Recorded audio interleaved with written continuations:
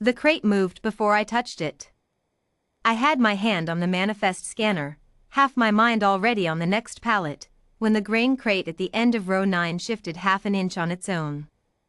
On a freighter as old as the Greyfall, plenty of things groaned and settled without help. This wasn't that. I set the scanner down and went to it slow, the way you'd go to a snare you didn't set. I pried the lid with the flat of a crowbar and found her folded into the grain like she'd been poured in, a small, grey-blue, knees to chin, eyes already open and fixed on me. Velmari. I knew the ears, the fine colorless hair stuck flat with sweat. No papers. No collar tag.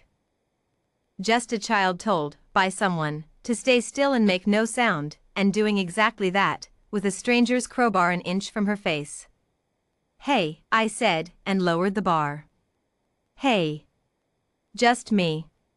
She didn't answer. Velmari children rarely do, the first hour. I'd worked enough relief runs to know that much. I held my hand flat and low, the way you'd show an animal you weren't carrying anything, and after a long moment she put 2 fingers against my palm, light as a moth landing, and that was the whole of the conversation. That was also the moment the coolant line over my head, jarred loose by the crate's shifting, split and sprayed. I got my body between the spray and the crate before I'd finished deciding to. The coolant caught my forearm instead of her face, not a clean burn, the slow kind, the kind that doesn't announce itself, just sits under the skin going quietly wrong. I bit down on the sound it wanted to pull out of me and wrapped my sleeve over it before she could see. Nobody saw that, I told her. Nobody saw any of this. Understood? She watched me with those wide silver eyes and gave the smallest nod a person can give and still mean it. I should have logged her. Freighter regs are clear, undocumented cargo, especially live cargo, goes to the manifest within the hour.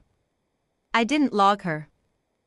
I carried the crate to the crew berth instead, propped a blanket over the grain so it looked like spillage, and went back to work with my sleeve rolled down over an arm that had started, very quietly, to throb.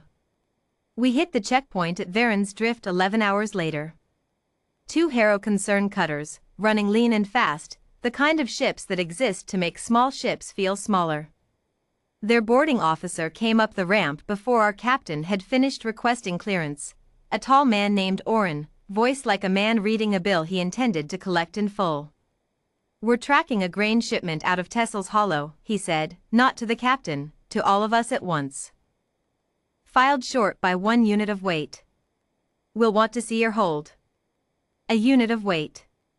That was show. Filed, priced, owed somewhere on a ledger like she was a sack that had gone missing off the back of a truck.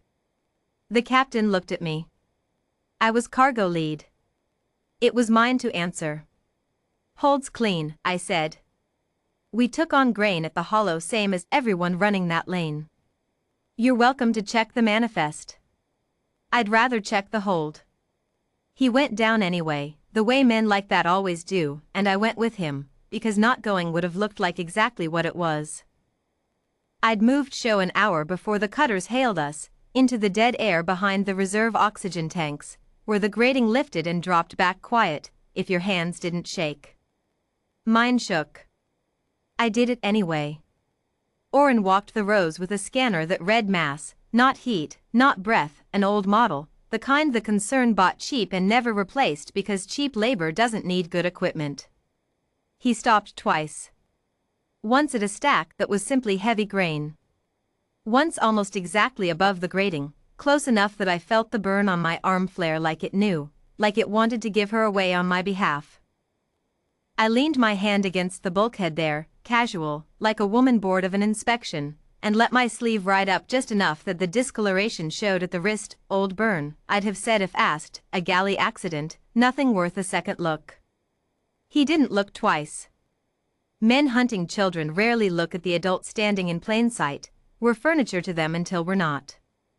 "Clean," he said at last, disgusted, and went back up the ramp without thanks. I didn't move until the cutters had broken from our hull. Then I sat down on a crate I hadn't checked for splinters and let my arm shake on its own for exactly 10 seconds before I made it stop. 3 days. That's how long I kept her fed on galley scraps and the burn wrapped tighter than regs allow, telling myself it was healing when any medic would have said otherwise. It spread in a slow gray thread up past my elbow. I stopped using that arm for anything needing a steady hand and told the crew I'd pulled something hauling crates. Sho learned my name on the second day, said it once, careful, like testing its weight, Ren, and went quiet again, but she stopped flinching when the engines cycled, and on the third night she fell asleep against my good arm, her small gray hand fisted in my sleeve, and I sat without moving for 4 hours rather than wake her. That third night, the Greyfall's sensors lit up with a contact running no transponder, matching our burn for burn, closing fast. Not concern markings. Not cutters.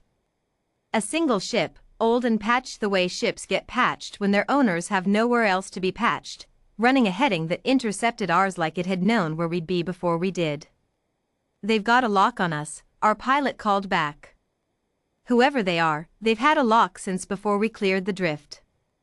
I went to the comm myself, Sho's hand still fisted in the edge of my coat where she'd followed me without a word. The voice that answered was an old woman's, rough with exhaustion and something sharper underneath. Velmari accent, unmistakable once you'd heard the child speak. "We are tracking a shipment lost out of Tessel's Hollow," she said. Not wait. A child. Small. Gray. She would answer to no name we gave her, because we never had the chance to give her one before the raid scattered us. I looked down. Sho had gone rigid against my leg, every line of her pulled tight toward that voice the way a compass needle pulls toward north. "She has a name now," I said. She picked it herself, more or less.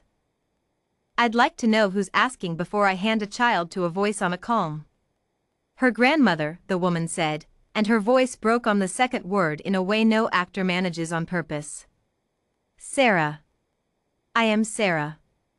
I have run this lane for 9 days on fuel I don't have, because the concern's manifest said 1 unit, recovered, sold, and I refuse to believe the ledger over my own blood. I didn't hand a child to a voice. I held the Greyfall steady, let the old patched ship dock soft against our airlock, and I walked Sho down the corridor myself with her hand back in mine, because that was the last thing I had any right to give her, the choosing of how she crossed that threshold, not being carried, not being handed, but walking it on her own gray feet beside someone who'd stayed. Sarah was waiting at the seal, and when the door opened, she didn't reach for the child first. She knelt, slow, an old woman's knees complaining the whole way down, and waited at Sho's eye level with both hands open and empty, the way you wait for something wild and precious to decide on its own to come close. Sho went to her like water finding the lowest point. No hesitation left in her at all. Sarah looked up at me over the child's shoulder, taking in, finally, the way I held my left arm against my body, the gray creeping past my wrist where the sleeve had slipped. "That's not a pulled muscle," she said. "No," I admitted. "It's not." "How long?" 4 days. "You should be in worse shape than you are." I had a reason not to be. She didn't argue that. She called 2 of her crew forward with a kit better stocked than anything on the Greyfall, and they worked the burn while Sho sat pressed against her grandmother's side and watched me with those wide silver eyes, steady now, not afraid, just watching, the way she'd watched me from inside a grain crate 3 days and a lifetime ago. "You'll keep the name," Sarah said, not quite a question, as the kit's numbing field finally killed the fire running up my arm. "It's hers to keep or set down," I said. I only carried it as far as the door. That was the truth of the whole thing, in the end. I'd told the concern man the hold was clean, and it was the clean of anything a ledger could put a price on. What I'd carried off that crate, off that checkpoint, off 3 days of a slow burn I never let anyone see until there was no child left depending on me to hide it, was never cargo at all. It never had a weight that any scale on that ship could have read.